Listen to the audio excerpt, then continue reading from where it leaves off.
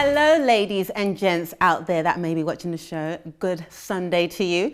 On today's topic, we're talking to put a ring on it or not. Do people still believe in marriage? Well, with the divorce rates in England rising up to 42% of married couples, we are trying to delve in to find out why people may not want to get married, or is there still hope in love? Do people believe in putting a ring on it? We've got a lovely panel who will be joining us today in the studio, and I'm not alone. I've got the fantastic Lisa with me. But before we delve into today's subject, please take a look at this video and stay tuned.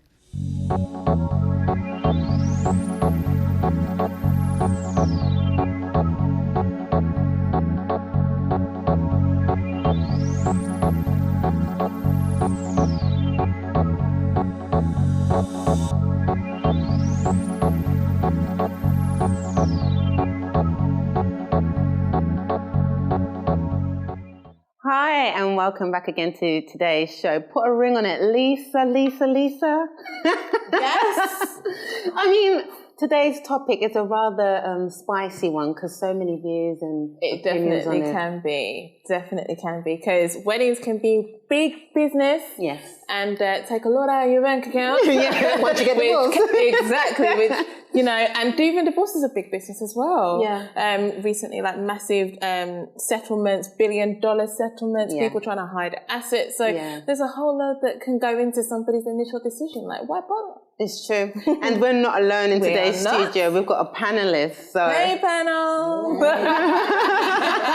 So we can see we've got a wide range here on our panel. So I think we'll just go through you each one so you can kind of like tell us a bit about yourself and where your views are on love and marriage. Just a short snippet. So I'll start with you on the end there. What's your name? Hello, my name is Anja. And do you believe in marriage, Anja? Yes, I believe in marriage. I think there is a chance to have a long and happy marriage nowadays, even though it's kind of difficult to find the right man. Have you found the right man? Not yet. Oh, okay. All right. So we're still on the lookout. Okay. Good. We'll come back to you a bit later on. And next to you, who are you, lovely lady? Hi, my name's Melanie Gale. Welcome, Melanie. Thank you. And are you looking for Mr. Right or have you? No. I've got Mr. Right. Okay. I've found him. I'm in a happy relationship like for 3 years and stuff. Okay. But I just don't think in this day and age you need to be married. It's just more about trust and commitment, which I'm happy with. So it costs too much money as well. I want to spend it on something else. Wow. Okay. But we'll talk about that later. That's me. And my smiley lady here on the end. What's your name? Hi, I'm Dion Morris, and I'm a hopeless romantic. Oh, so you do believe in marriage? I do believe in marriage, and no man to go to suit yet. Okay, and just behind you in that lovely red seat. Hello, my name is Yasmin Bettis, and I got engaged last month. Oh, Thank you. So obviously I do believe in marriage, but it only took him 8 years. So. Oh, wow. Yeah. 8 years. So you can imagine how I felt after that. But, Wow, you're yeah. like, finally! Okay. a bit of pressure. And your name? Hi, I'm Emma, and I guess I must believe in marriage because I'm a happily married woman. Oh, okay. But how long have you been married for? A year and a half. Oh, So okay, still you're in the newbie. honeymoon phase, are we? She's like, Okay, no. maybe not. Now, you know what? I want to play a little card game. I want to delve into this. I want to find out what these ladies think. You can see some red and green cards next to you. Don't know if you can all see your One of red our and green favourite cards. games It's our here on favourite DKW. card game. Yes. And basically, we ask you a question, and green means yes, all systems go. Red means no, like no. So, my first question to you ladies is: now you've known. So, do you think that young people date for a sport? Do you think that it's a thing that people just get into for fun? Like, okay, let me just date and see Not how necessarily it with an end game anymore. goes. Do you think it's a dating game Yes now? or no? Yeah. Oh, wow. Okay. So Okay. no. Okay. Ooh, okay. Majority says no. Okay. So why do you say that no, that it's not a sport for them? I think actually the teenagers I know, because I have a stepdaughter who's a teenager, I Right. think that's given me perhaps a bit more insight into the youth of today, whatever that means. But I think actually they're kind of, in some ways, more mature than I think my generation were. They're more exposed to, Really? like, open dialogue about relationships and the fact that there are options as to what relationship they want to have. So I think in a way they're possibly taking it more seriously than any generation before in a way, because it's not. Okay. Wow. No, okay. Dion's like, no. Why not? Dion, why not? Go on. No, I have to strongly disagree. I think the media, in terms of pop stars and so forth, aren't really leading a good example for the youth of today. And I think it's quite typical to see so many relationships break up. I think that's why we've got so many single parents. Yeah. You know? What's the mic? All the stuff they got, all this Tinder, date me, this happen. There's so much dating and stuff like that. It's just like fun. Or let's just meet and date. I even had a guy come on LinkedIn the other day. Yeah. I'm trying to say, let's meet up. Like on a date, I'm like, this ain't Match.com. You know what I'm saying? I come here to network, mate. Do you know what I mean? I know you work at Sky, so I'm thinking, yeah, maybe it's a good link. Yeah. It's using it for the wrong reason. So I just think all the internet stuff is, they're not taking it serious. It's not helping. Nah, I don't think so. Okay. All right. Next. Okay, so I was going to go to the next. I also question. just don't think that guys today want commitment. Oh, that's quite general and sweeping. We're gonna delve into that later on in the show. Do you want to go to the next question? Next question is: does the person who cares the least have the most power in a relationship? Ooh. Green card, yes. Red card, are we going for no. Ooh, okay. Okay. I want to hear your opinion. on, You Aisha. say no. Why is that? I don't think there is such a game in a relationship in terms of the person who cares less has a greater power. I think there is a balance, and I think if two persons decide to become a couple, I think there isn't, or maybe it's my case, I don't think there is such a game, but maybe a way of discovering yourself. And probably that's the more mature way of dating in terms of discovering oneself and not playing games. What's the purpose of games? It's just in terms of losing time. But the thing is, one thing I want to say on that before you ladies answer, it's more about the power struggle. So and not just about a game, but rather as opposed to if what we're trying to ask here is if the person doesn't care as much, they hold the power because the other person might care so much about the marriage or getting into a marriage. And seeing as the other one doesn't care so much, they are forced to yield to the other person. So do you think it's a matter of, okay, I don't care as much, so perhaps I should have the decision to say yes or no? Or do you think the other person who does care has the decision to say yes or no? Well, if you don't want this, I'm gonna pack my bags and leave, I guess. I think the decision of getting married should be on both sides and not only one. And then probably most of the time the women want to get married very, very quickly. But there is but there should be a balance, like I said. Both parts should be ready before getting marred. Okay, Yes. so Jasmine, I wanted to, You I think the person does have power. Really? Yeah, definitely, because they're not invested as much emotionally, and then the other person that is, if they're going to be let down if it doesn't work out, And they could be more prepared to forgive stuff, thinking, I want the ring, I'll hold out for the ring, so you can ignore me for a week. But I think if you're madly crazy deeply in love, your judgment is just off as well. Yeah. Right. I think everything's just going to, when it all does go wrong, their world's just going to crash, whereas the other person can just walk away and start a new life and not care about it. Wow. So I definitely think So then, power. my next question for you ladies is this.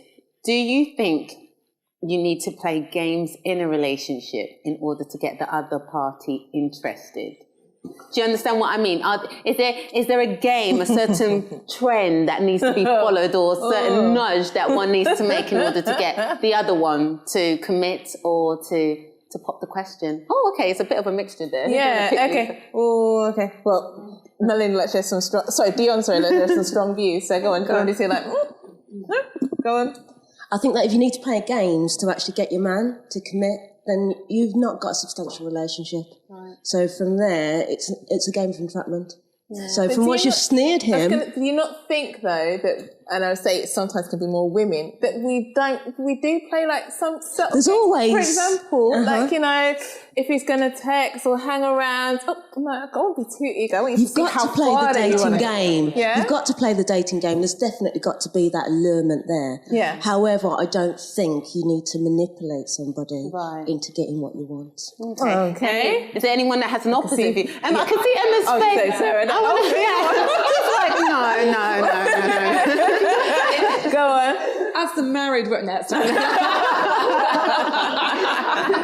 No, I've never played the dating game. I hate it. I think it's horrible. It's all about like manipulation, lack of trust, lack of honesty, lack of transparency. And just for me personally, like that is a rocky foundation to build any relationship on. So why would you do that? Like, how does that make sense? And I certainly never played any kind of dating game with my husband because it's just not how I roll. I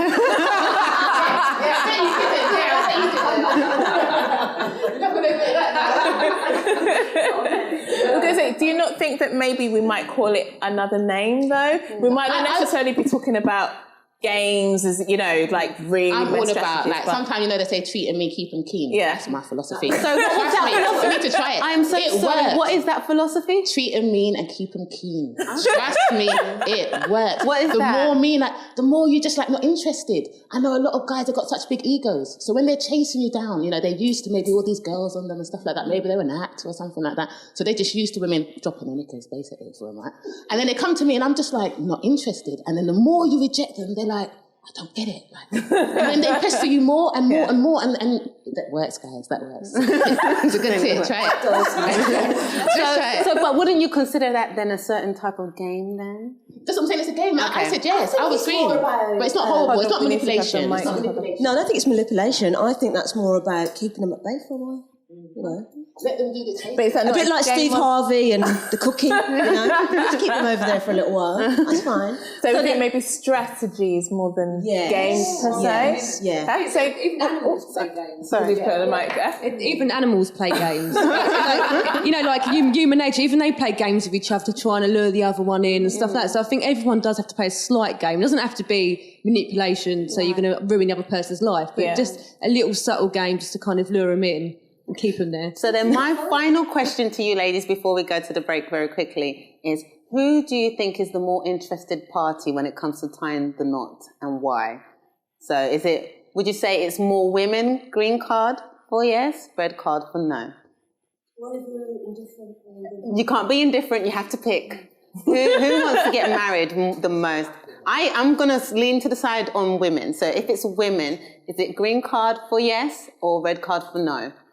Do you think red card is equal on both sides, or do you think green card, no? The women, they always want to get married. Majority. Oh, Emma's okay. the lady in red. Emma's saying no. Let's start with Emma. Let me start with Emma and find out. Emma, why do you say red? I can't agree with that. I think it's kind of, for me, that is actually a bit of a sexist thing that's hanging around in society. And, you know, as a feminist, maybe that's the reason why I can't agree with that. Or maybe I just don't know women that are that excited about marriage. I don't know. But I think I probably know as many men who are interested in marriage as women. I was going to say, it's a bit of a myth. Do you think maybe then it's because you know that we ladies, we love to talk? So is it that it's that we are more vocal at saying that we want to get married? And because we do expect 9 times out of 10 for the man to go down on one knee to get the ring and pop the question. So they can't do that out of thin air. Yeah. Maybe it's just that they're not as good at verbalising it. Maybe? I don't know. Dion again. Dion doesn't think so. So Dion, let's hear your opinion before we go to the break. Why do you not think so? Because I still think that as children, girls are still raised to be girls. We're raised to still be mothers. We're raised to still be wives. We've always got that romanticism inbred in our brain before we get out nappies. You know, that's why we wear pink, you know, and makeup. It's always to entice. Right. So I don't think us women stand a chance when it actually comes down to it. And men have just been strung along. And we've got to remember that we've also got the peer pressure. I mean, you know, oh, Dion, haven't you found a nice young man yet? I think you started to settle down yet? Ask me one more time. One more time. Well, you know, we're going to delve more into this subject after the break. Ladies and gents out there, what do you think? Do you think that women like to put a ring on it? You can send your comments to comments@dkw.me. We'll be back after this break.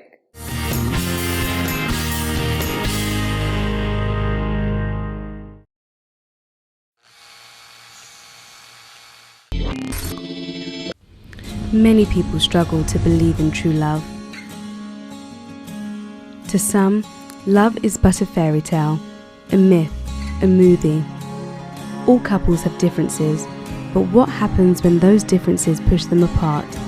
When the spark in the relationship dies down, what happens next?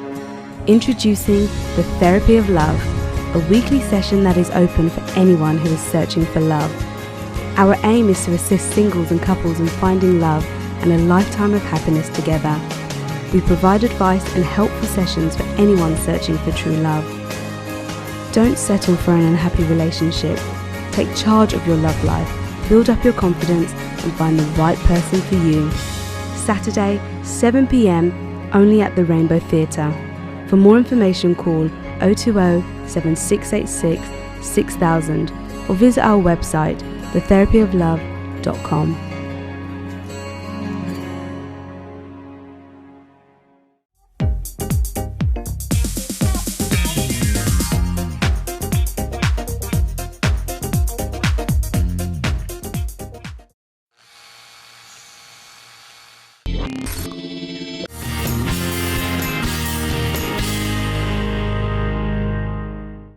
Hello and welcome to today's DKW show. We've got a rather spicy one for you. We've been talking about whether or not you should put a ring on it, i.e. do people believe in marriage? It's been rather great with our panelists. Feisty group of They're ladies. very these feisty ones. with We like opposing it. opinions and so on.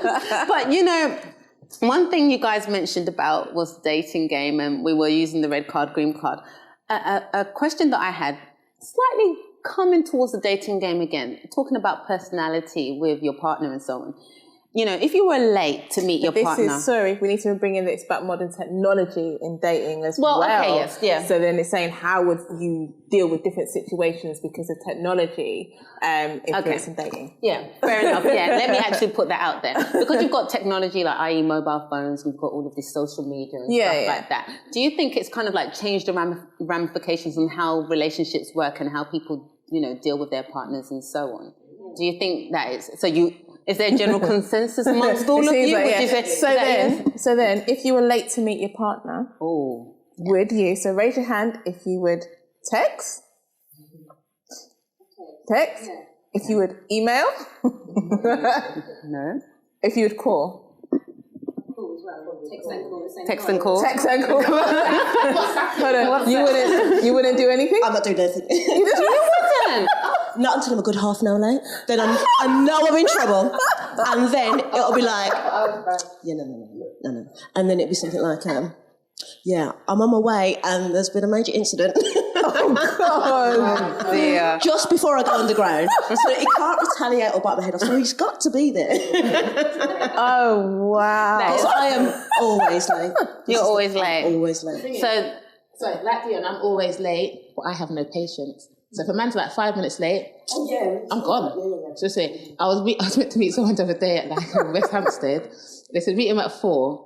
I swear that from 4 to like 5 minutes past 4 seemed like an hour. Right, and literally, I was like, I haven't got time, so I just went underground. And literally, by the next stop, he must have called me like, "Where are you? Where are you?" I'm like, "I'm gone. Like, I just haven't got the time." But that's such a double standard. I know. What a hypocrite! What a hypocrite! But seriously, it felt like so long. I just can't wait. I just can't wait. So, I was like, go on. My first date, I think this is my problem. My first date, I was 16, and I came down. He must have been coming to meet me about 8 o'clock. It was a summer's afternoon, so it's going to be nice and bright. Came down, dead on the dot. My mum said, "Where are you going?" I said, it's 8 o'clock, I'm ready now. Mm-hmm. Yeah. First date, she said, sit down. She made me sit down and wait for 15 minutes, so I was late. Wow. So you was right taught then that. You was that taught it's a female's prerogative to be late. But what I was gonna say is how late is late, because I think 5 minutes. Wouldn't you normally like? My mum was expect an hour to late for her send wedding. a message after like 5 minutes to say, look, I'm running late. But so are we saying if somebody is like 10 minutes late, then that's kind of time to send a message? You'd expect to have a message in that time. I'm worth the wait, definitely half an hour. If Yasmin, I hate being late myself. So if someone is late for me, I literally, it's the worst thing they could do. Yeah. So literally, I hate being late. So I'd rather be late for them than the other way around. They'd be late for you because then it's a problem. If anyone's late for me, I literally go mad. I literally stalk them. Like, where are you? No. So, go on. So I was just going to ask this question then, in terms of making calls and so on. Would you say that social media then improves the relationship, i.e., Facebook, Twitter, and no, okay. Me and my partner have got this rule. We are obviously social media together, but we don't necessarily. He hardly goes on it, and I don't think it helps relationships at all. From like friends and stuff like that, people get paranoid about what people are looking at, and like if someone likes something, then someone can think, oh, they're doing that because they like them, and I don't think it helps relationships. Well, I've seen so many relationships fail because of social media. Could you give an example? It doesn't need to be personal. You don't have to mention any names. But why would you say just that? like reading into things. Like someone could like a girl's photo and they'd be like, oh, they used to go out with that girl. That means they still love them. Or if they had an ex-partner and then the other partner don't like the fact that they've had an ex, and then they're paranoid that even though you don't care about them. But I think it's just like a respect thing as well. Like if you're liking girls' pictures and talking about other girls and the way they look, it's just like disrespectful. That's why I think it's a good thing. Oh, what? Do you think it's a good thing? Wouldn't you rather know that you're dating someone that's checking out other women? So I think like social media, because of the high volume of communication and the ease of it, it kind of gives you this transparency on the other. You can catch someone. Well, you can say, stalk or snoop on them. Have you been doing that? Have you been secretly doing with the mister? But they are putting that out there publicly for you to see. And do you not think that, like, maybe that does happen negatively sometimes, but is the flip side not that there's more transparency and you actually know more than you would? I think you read too much into it. If you could take the mic. What did you say? I think you read too much into it. So someone can just say something like, oh, you look nice, and then the girl think, oh, right, you love them. But it's like I think it's fair to comment, but people just read too much into it and you can take it the wrong way. Also, that you're saying it's great when you know, but there are a lot of partners that have anonymous profiles. Like when I was doing my research on Tinder for comedy purposes, obviously, I'm just going to get that out there. When I was doing my research, the amount of people that came like with no photos, you're like, why haven't you got a picture? And then obviously that they're married or they've got things are going on. Really? So you might think you know everything that they're doing, but there's other ways of doing stuff. So you might be happy with that, but what else are they doing behind the scenes? Isn't it an avenue for other people to approach? Isn't it an avenue for other people to approach and, mingle their ways into relationships? But just quickly going into that's why don't they have the status thing where you say in a relationship, married. Don't you want to know when it's complicated? If it's complicated, I think that's hint number one, stay away. Stay away. It's not because of Facebook. Social media hasn't caused these people to behave in this way. They behave in this way anyway. Mike. Don't you think it's now because they're more accessible? Social media is making them more accessible. You can have somebody that you didn't even know existed. Well, and somebody can find them. Well, Lisa's got this stat, and take a look at this, see what you think. So this is kind of moving it on a little bit different direction. So a record 40% of all households with children under the age of 18 include mothers who are either the sole or primary source of income for the family. The share was just 11% in 1960. And obviously it's something to celebrate because, it's amazing that just over 50 years ago, only 11% of household earners were women.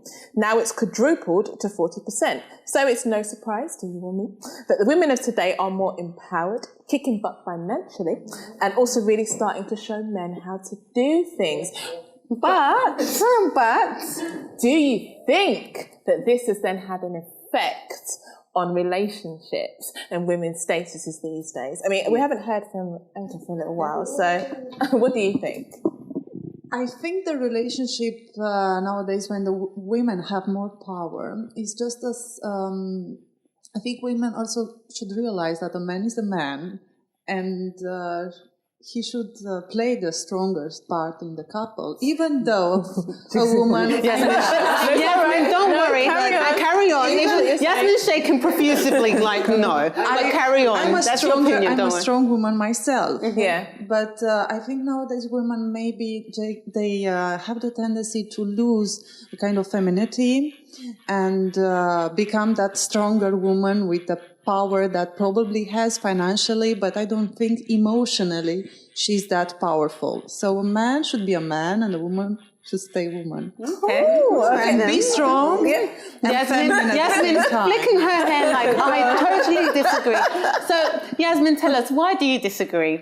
Well, my mum brought me up to be a strong, independent woman and don't rely on any man. And I do get what you're saying. A woman is feminine and it should be, but I just think a lot more women out there are ruling the world, basically, and I think we need to keep it like that. And Why would you say why do you say we need to keep it like that? Because like you said years ago, it just wasn't like that, was it? And I think we're moving up and we shouldn't be moving down and we should keep it going. And in another 50 years' time, there'll be, women presidents and that's the way it should be. So you think don't you think that's why Don't you think that's why they're all alone? Good point, Dion. That's why they're making this money. Ouch. They're on their own. Ouch. I was going to say, do you think then that this has had an adverse effect, yes, on relationships? Yeah. In that some women may be like, I ain't taking it. I'm going to be like them, I'm going to take control of this now. No, you can't tell me anything because I'm earning now. I'm the one in control. One thing I wanted to add on that as well, just as a side note, do you think that these women then put themselves in a position whereby they feel so empowered that they don't feel like they need to be loved or they need to allow someone to love them, i.e., for example, a man to take the lead or a man to take control, and then they end up lonely in their later years? Because usually, stereotypically, it's women of a younger age group that fall into that. But then as they grow older and they're like, oh, I would like to have some kids, I would like to settle down. And then they realise that, oh, okay, I'm not so young anymore. And then the dating game gets a little bit harder. Do you think that affects them? Yeah, definitely. I've got friends and they're single and they're happy to be on their own. They've got their own life career. They don't care about a man. Whereas I've always been a bit different. I'm still independent, but I still love to be in a relationship. Right. And I think it depends on how the man's been brought up as well. If their mum was a strong, independent woman, and then they respect the fact that you're a strong, independent woman. But I think as the generations go on, everyone will definitely, like the women are just getting stronger and stronger, so that the man it just would be normal. It won't be a problem. So then moving on to another point quickly, do you think there's a specific age then to get married? In terms of, ideally, let's look at women, seeing as this is predominantly a women's TV program. Do you think for women there's a set age that you should be married by? To me, well, I want to take this to Emma because Emma burst out laughing. I'm waiting for the punchline. No way. No, I was 35 when I got married. Actually, I might be 34, but and I've met women through friends who kind of do that thing that maybe we see a bit too much in rom-coms of like, oh, and I'm going to be married by the time I'm 25, and I'm going to have kids by the time I'm 30, and all this kind of, that's their life plan. But I don't understand that. So what, you're just going to marry the nearest person because you're like, oh, look, 30, marriage o'clock, And I think it's actually quite scary, like, some people actually kind of do that. Yeah. And what is that? I think that's a really strange way of prioritising. Who would like to go first, Dion or Yasmin? yeah, I think it's peer pressure because a lot of my age of my partner, he's 30, and a lot of his friends have recently got married. So I'd be at the wedding. We've been together for like 7 years. I'd be at the wedding. Everyone come up to us like, when are you getting married? And then at first I'd be like, oh, and then it actually started to get to me, and I was like, actually, when are we getting married? And I used to think, what is your problem? Like, why aren't we married yet? Yeah. But I think it's just peer pressure. It just makes you feel awful though. You can't help it. Mm-hmm. What about for somebody then who's single? Yeah. Because again, I'm single and I hear it. Yes. Like in my close circle of friends, there's like 6 of us, and I'm the only one who's still single 4 are married, one's going to be married next year, and it's just me. So it's like everyone's like, so when are you getting married? Can I find a husband yet, please? Can I find a man? So it's like, do you kind of think... No, I'm not in that mood. I would say that for me, I don't feel any peer pressure at all. I have my younger sister who recently got married, and she's 6 years younger than me. Right. And for me, it was a 2-in-1 marriage. Organized around So you got married so that people can stop looking at you as the elder sister. So I removed the attention from me to her. So it was nice. So I don't feel any pressure at all. I just enjoy my life as it is at the moment, and let's see what happens. Yeah, exactly. Well, we need to go for a break, and when we come back from the break, you're going to see some of our DKWers on a chocolate tour. But then we'll be back with some more questions to our panelists to put a ring on it or not. So stay tuned.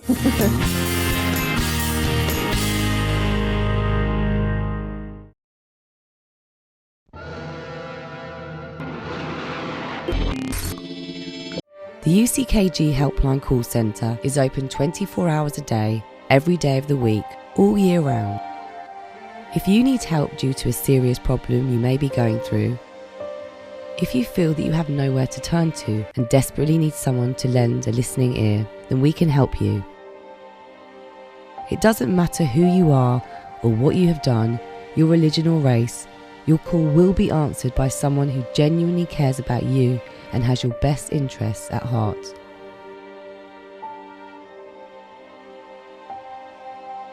We also arrange home visits for the housebound and hospital visits for anyone in great need of kindly human contact. Whether it is simply information you want or desperately need someone to talk to, we're here for you on 0207 686 6000.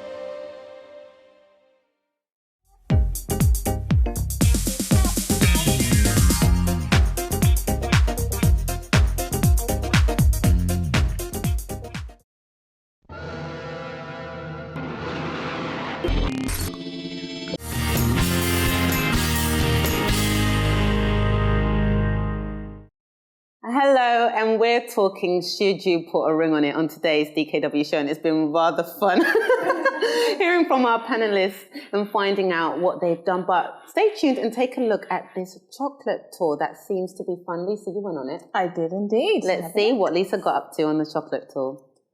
Hi everyone, so I'm here on this slightly cold day, but so excited because, you know, after money, diamonds, what does every girl love? Chocolate. So I'm on a chocolate tasting tour here, waiting with all my fellow people here, ready to indulge in whatever gorgeous creations that we're about to discover. So come and join me. Just so sorry that it's not Taste Division. Okay, welcome to the Chocolate House tour this afternoon.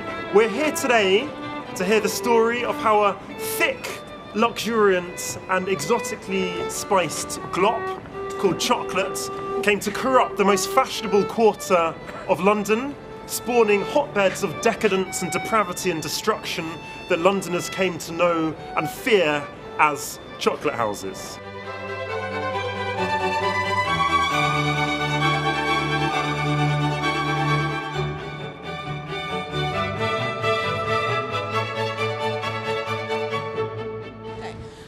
I've just taken part in one of your tours, the chocolate tour. Yeah. Can I ask what inspired that? Yeah, I don't think London has many chocolate houses, and I'm an historian, and I was struck by how many chocolate houses there were in the 18th century, just how decadent and depraved they were. And I thought it would be really fun to kind of bring that to life, get people to a part of London they perhaps don't know that well, but most importantly, feed them the chocolate as it would have tasted back in the day. As you tasted it, did you like it? After we've been out learning all about chocolate and how it was brought here and all the different kind of things that go into it, now we get to taste actually a replica of what it was like back then. So here goes.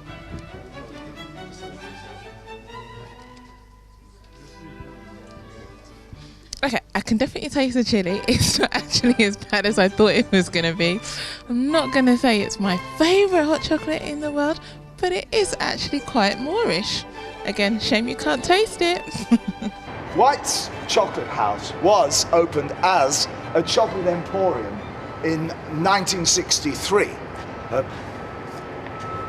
1693 by an Italian, one Francesco Bianco, who was actually better known in this part of town as Frankie White. What inspired you to do like this kind of thing anyway, like this tours, and I know you had like different actors that like jump up and are part of it. What was the inspiration for that? Well, I got a PhD in history, and I basically got a bit sick of just sitting in a library all day, writing stuff that was only going to be read by about 2 other people. So I wanted to bring it to life and sort of share the stories that I'd found. And writing popular history is one way of doing that, but I thought to turn it into an event would be really fun.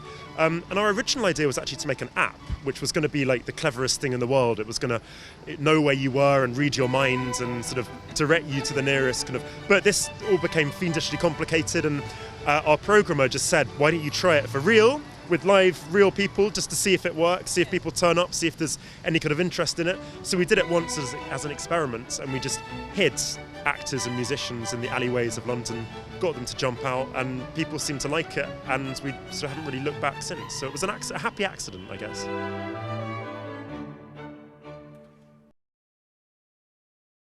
I love all things chocolate. I mean, it's like a vice of mine. So it would have been nice if we had some more chocolate, because obviously it is a nice vice of mine too. But it was actually okay. Like the tasting of the chocolate, I was very apprehensive. And there was actually a funny story. He does another tour called the Coffee House Tour. Right. And so the person serving the hot chocolate mixed up some of the drinks. So some of us got hot chocolate and some of us got the coffee one. And again, they would made them as they were back in the day. So Lindsay, our producer, was on one of them, and she's like got this drink and she's like, it tastes like coffee. I'm like, I can taste a bit of chili. And she's like, no. Then figured out, half of them had this disgusting looking coffee and I had the nice looking chocolate, but that was a plus.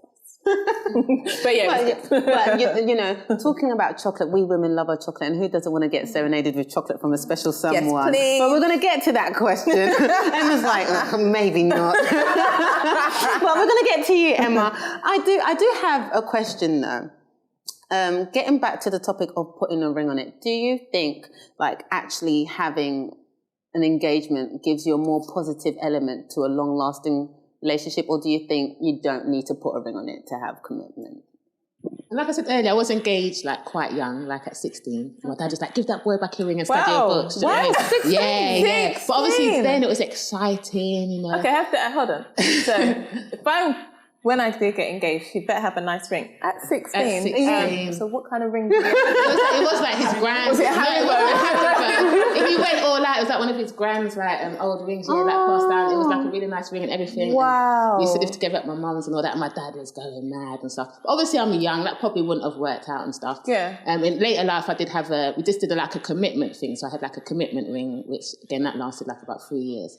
But we never got married. But I just think some people, if you're happy and you're happy at work, it's like you've been together 8 years, you're going to get married. But I know some people that have been together like 21 years, not married, they get married and it lasts 12 months.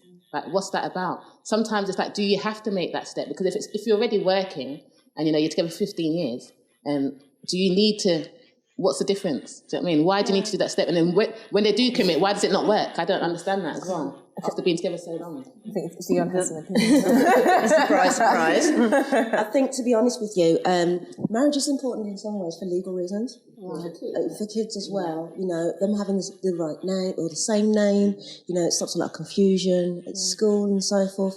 I think it also helps sometimes, not all the time, but sometimes to be able to set those goals and aspirations and dreams that you want to share together. And I don't always think that not always, don't shoot me down, but not always do you have that security. Yes. That is very, very important. I was going to say, to give my view on it, I think, this is just my view, when there isn't that kind of marriage element, anyone can jump ship at any time and not care. And there's not that pressure to work at it. Because I think, but this is just my opinion, because when I look at my parents' generation and the generations before then, okay, marriages, I wouldn't say they had the picture perfect marriages, but people stayed committed to each other longer because there wasn't this element, well, if it's broken, I'll just get a new one. They had to work together to fix it because they made a commitment. That's exactly the point. They did make it work. You know, many people, like my grandma's tell me, you know, if you knew certain things, you know, she could have just walked on and left, but she stayed for the kids, you know, and the grandkids, and she did that. But nowadays, I don't think they do. And then, you know, as you said, the divorce rates are higher and higher. So people are getting married, but then they're still getting divorced. Infidelity, everything's up. You know, women in America, they're cheating like 40% more than ever.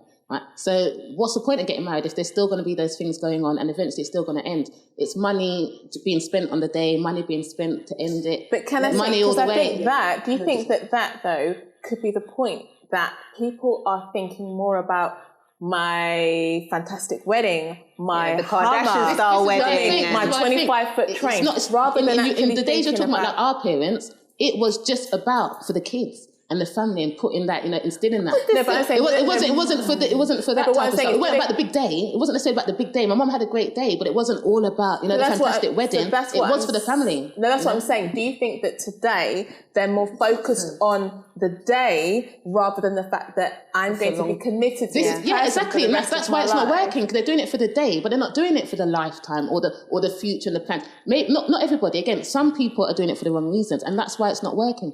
I know people that's been married and in 6 months have been having affairs and visiting relate, you know, getting advice. Why did you do it? That's what I'm talking about. Maybe you should have waited a bit and stayed. You know, there's people doing it for the wrong reasons, definitely. I think the reason why we're having so much divorce is because people aren't affirming what they want together. They haven't got the common ideology. They don't say to people, they're not making the right choices before they get married. They're not saying, do you know what? I'm a Christian. I want this, I want that, I want that. Do we have a common goal? That's why we're having so many divorces. In terms of marriage and the sanctity of marriage, the whole reason that a bank makes you have a deposit for a mortgage is so that you have a financial investment. Right. Okay? To have a marriage and to have that financial investment as a start in terms of actually putting the money towards the wedding, towards the big day. Let's not get catastrophic with the 20 grand weddings and whatever else. Yeah. Just, you know, just the symbol of marriage means so much in terms of psychological. I'm so sorry to stop you there, ladies. I want to find out the opinions of the others, just to find out what. I mean, you're going to get married, Jasmine. Yeah. What are your thoughts on the whole? You know, on the whole dibs. Do you think that, for example, the ideal of marriage has changed over time? It all depends on your life. I grew up as an atheist in my family, but like my boyfriend's family are Catholic, so he really strong believes in marriage and he believes the symbol of it. And whereas I necessarily don't. My mum's never married and stuff like that, but I don't know. I think it's a respect thing though. Like, you've been with someone for that long, it just seems like the right next step to go. It's like, if you really, it just shows that someone's committed and they want to. Commitment. Yeah, the ultimate commitment. Yeah. Because what else? If you lived with someone for so long, what else is there to do now? It's like the next step just seems. And I definitely believe in marriage before children anyway. So Emma, you are married. I mean, why did you get married? Ask for stuff every day. Oh dear. I'm not showing my husband this. No, do you know what? Sometimes I do wonder, because actually, if you kind of look at it, my parents got divorced. It was not, you know, it wasn't very mutual sort of thing. It wasn't a nice experience. So that obviously puts a lot of people off. And like yourself, I'm, you know, not religious. It's not a religious thing for me personally. But I think actually what it came down to is that public announcement of your commitment to another person. I think it goes beyond the legal thing, actually. For me personally, I didn't realise how important that was for me until I met that person that I wanted to have that with. So, you know, I think people can have kids together, they can have houses together, they can have all sorts of legal ties. Yeah. But I don't know, maybe it's actually kind of like a spiritual tie, if you want to put it that way. And I think that can really speak to everybody. Yeah. And, you know, I think it is a shared opinion, because most of my friends aren't married. Most of them don't seem very interested in it. A lot of them have been together a lot longer than a lot of married couples out there.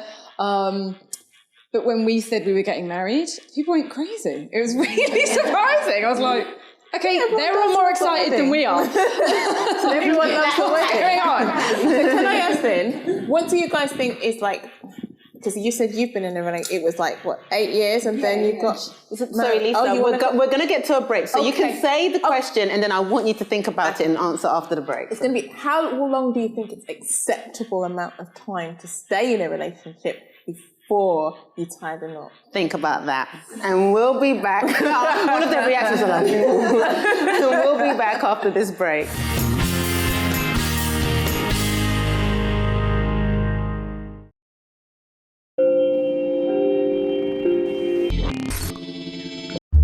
Once upon a time, there was Alice. She enjoyed a drink, her one simple pleasure. She could stop when she wanted, downing a little more for good measure. At work, concealed bottles and extra strong mints were the game.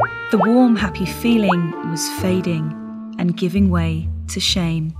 The months and days became a blur of hospital lights. Married to a heavy drinker, her prince was charming, apart from the violence, arguments and fights. On the kitchen floor, she comes to. She hears, "Mum, this is hurting me more than it's hurting you." The alcohol was plentiful, but had dried up all the laughter. She sat alone and pondered, can I really have a happily ever after? Living with an addiction is no fairy tale, but a life with addictions is a story that can be rewritten. Addiction Cleansing Therapy. If you are struggling with any type of addiction, speak to us on our 24-hour helpline. Call 020 7686 6000 or head to addictioncleansingtherapy.org to watch the true stories of regular people like Julie who took action to beat their addictions. Act for change.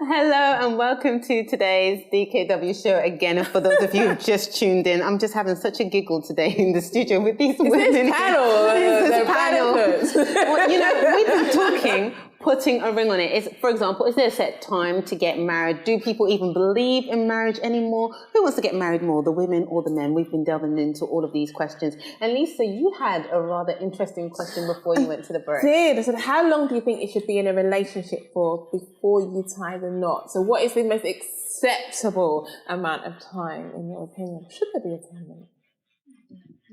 I don't think there's a time limit. No. It's just down to the two people. What do you say if you've been together for let's say if you've been together for 10 years dating, wouldn't you think that's too long? See, look, hold on. No, apparently you guys said there's no time. I'm just, for example, she said, go on. You say what you said. Yes, I said it's a waste of time to spend 10 years in a relationship without getting married.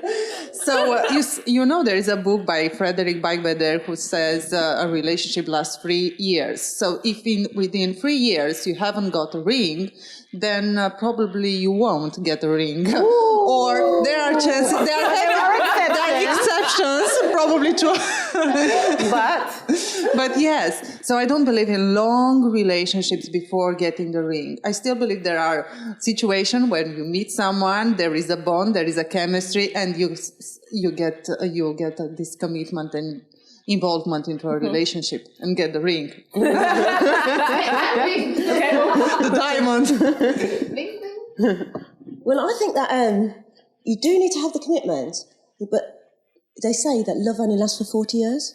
Really? So I'm 40 now, so if I live to be 80, so now's the time to get the ring. And what's his name? Is it Philip? They've done well, haven't they? Plus that. Yeah. But then I disagree. I guess it depends on what your... No, the rest of it is supposed to be habitual. But then that's the thing. It depends on what your definition of love is. Some people believe in love at first sight, where as soon as you see that person, there's a spark and you connect. Some people believe in love over time. Like, for example, you look at that friend, you don't love them, you're not attracted to them, but over time you grow fond of them, and then you have that strong bond, that strong connection of love, and then you fall in love with that person. Some people think love is to tolerate the good and the bad of that person. So that, you know, it depends on what there's a difference of love and being in love. So what's and the difference being in for you? love is that passion, that zest, that, you know, you're my everything, you're my soul, you're my heart, you're my desire. And then as a while of, oh God, he's got the slippers in the wrong place, and he's left the toilet seat up again, and no, do you know? And then that's the difference between lust and passion and no. love. I think there is a different demographic between all of them. You know, lust, you don't have to be in love to have lust. So that's what I'm saying. I think when you first with somebody, in my opinion, that, you know, you have that initial spark and it's like, oh my God, no, wait, oh, he texts me, oh, you know, that kind of thing. And then when you're first then married or living with that person, you're discovering new things about each other. Then you grow, you know, grow to love that person. And then later on, you know, when you're finishing each other's sentences, you already know that when they're going to come in, they're going to put their coat there, they're going to put their keys there. But again, you've built that up over so many years. So you think you can still be in love with that person, but there's not always the initial butterflies, which is what I attribute sometimes to. Yeah, you can grow to love somebody, can't you? I think that's what you're saying.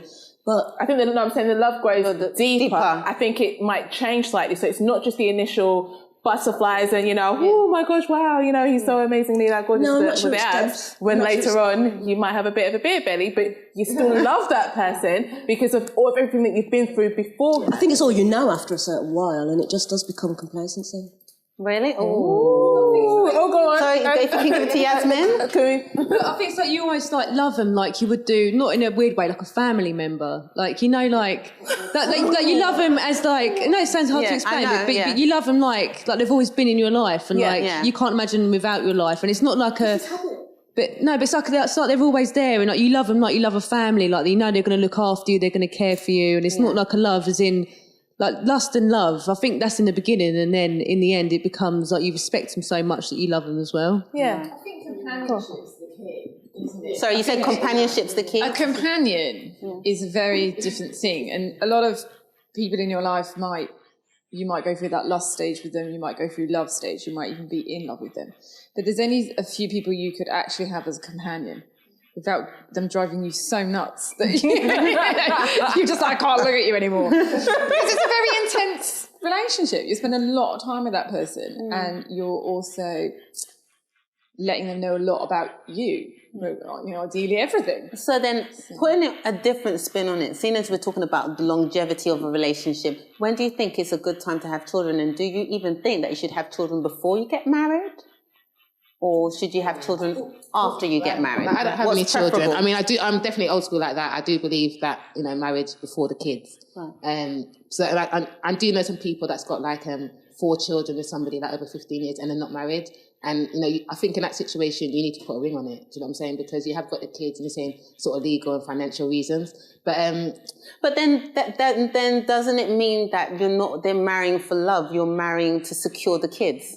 Yeah, but that's what I'm saying. That would be my reason. Like right about now, I wouldn't do it for myself. I'm single, and it's not really. I'm happy with my partner. Don't get me wrong, but I'd rather maybe commit to like a house or some other commitment with him. So again, if we were going to plan kids and stuff like that, we've got that because everybody, you know, you can't get on a property ladder and stuff like that. So I'd rather spend my money and invest in a property and a future for my family. So you prefer to get married for a house and not for the kids? No, not for the house, not for my kids, no, for the kids. What I'm saying, for the kids rather than for love. For love, yeah. I think if I did the step, it wouldn't. I don't think to love somebody I have to marry them. If I love you and I've got that companionship, I don't have to marry you because I've got that, and I know I've got that, and I'm happy with that. But I think for the children, that might push me over. Me personally, that's the difference would be for children. But other than that, I could be with my partner for 10 years. I wouldn't mind being one of those stacks and people laughing like, when you're going to do it, Mel? I really don't take that pressure. I do it when I want, and I would do it for children. Sorry, did you have questions? Sorry, that's just my view on it. Yeah. No, I see marriage and children as being linked to a person. Yeah.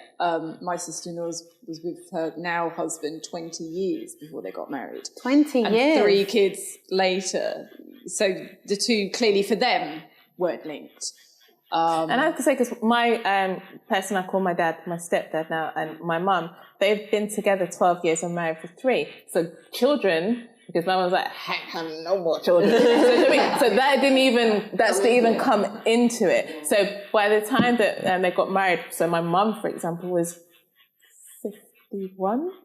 So again, it had nothing to do with kids because the youngest now is 20. That's what I'm saying. Wow. So there's no kids.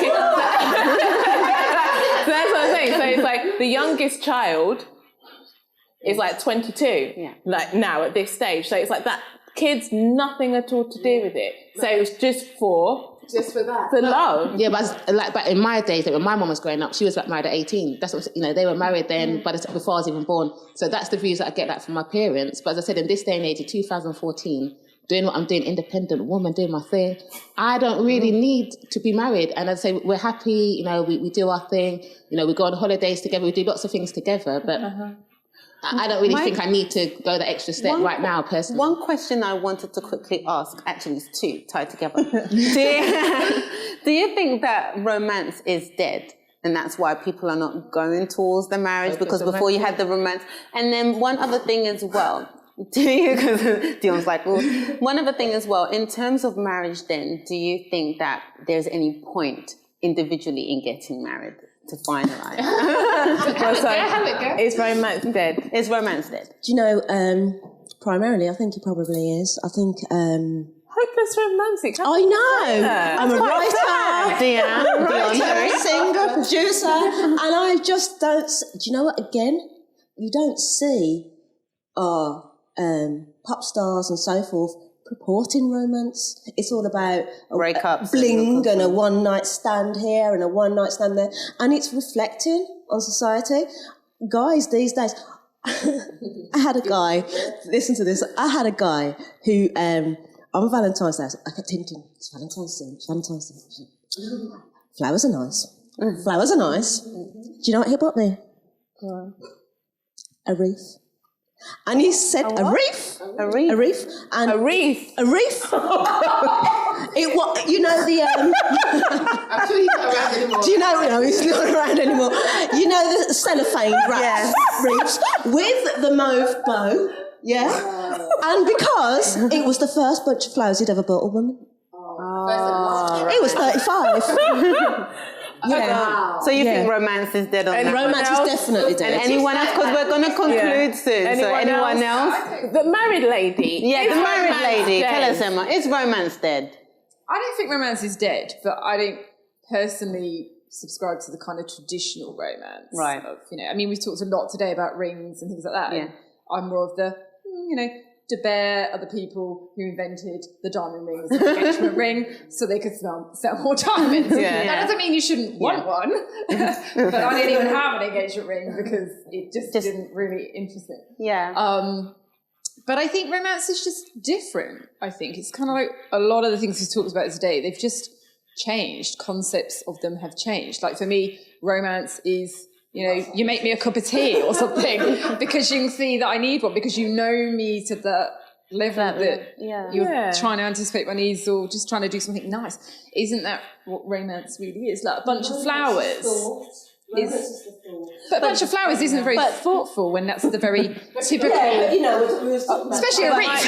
But do you know, ladies, we do need to conclude, and I really want to wrap things up, but I just need to find out from you, one of you, do you think that there's any pressure at all to put a ring on it? I think there is. Of course I would, the hopeless romantic, because for me, you see married people all the time, and the one thing that sets them apart, the one thing that makes me stop clocking that guy, or him stop clocking that woman, is the ring. Yeah. You can identify that he's taken, she's taken, and that sets them apart, and that makes them special. Yeah. And do you know what? We've run out of time. We've run out of time, sorry. Unfortunately. But, just to conclude, Lisa, I don't know if you want to help me out on this one. I think, our lovely Dion, she kind of got into my conclusion there.